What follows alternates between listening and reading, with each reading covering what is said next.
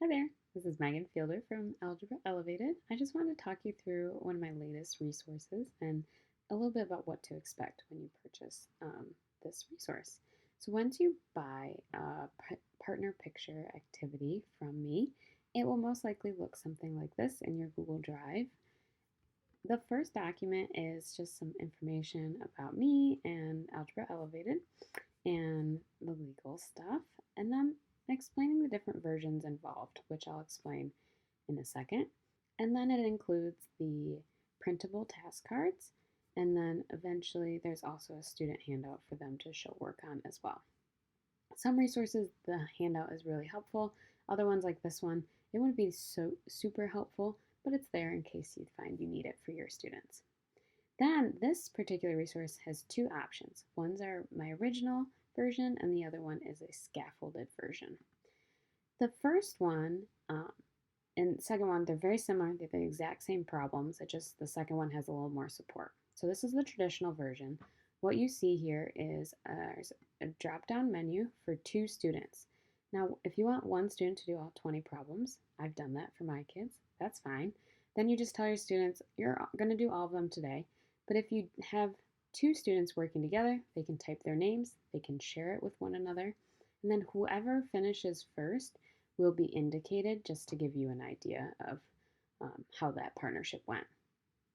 But if you type down this arrow, there's where they'll select the problem. So the first one is the example. That's there just to show them what they're typing in, and there's obviously some instructions there.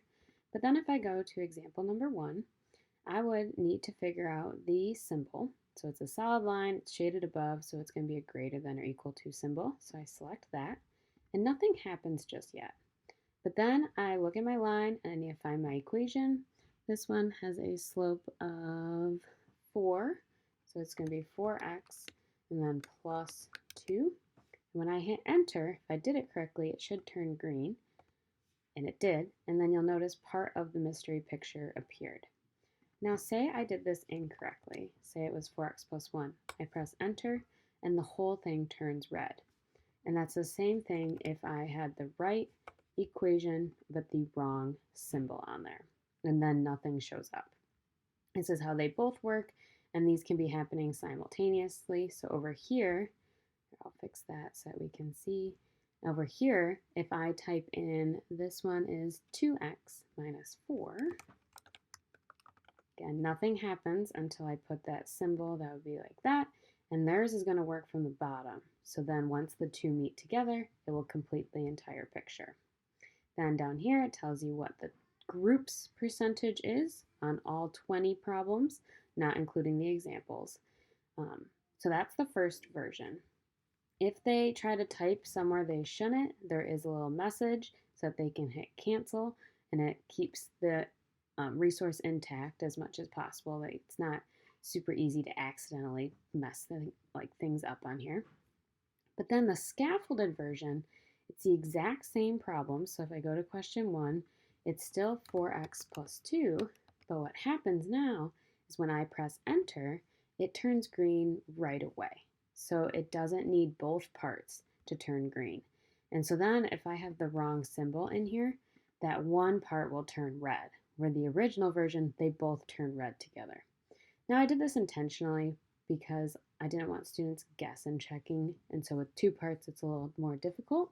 But if you had some support students, I could see where having each individually part graded would be helpful. But in the end, the picture is only going to show up if both parts are correct. And so that still is the same for both methods. So this resource I'm in love with. My kids love it. They love the instant feedback. I love that they can't guess their way through it exactly. Takes some thought. So if you're interested, please check out. There's a free version below with a different content. But this is also available in my shop, so I will have that linked below as well if that's something that would help you and your students practice linear inequalities. If you have any questions, let me know. Thanks, and I'll talk to you soon.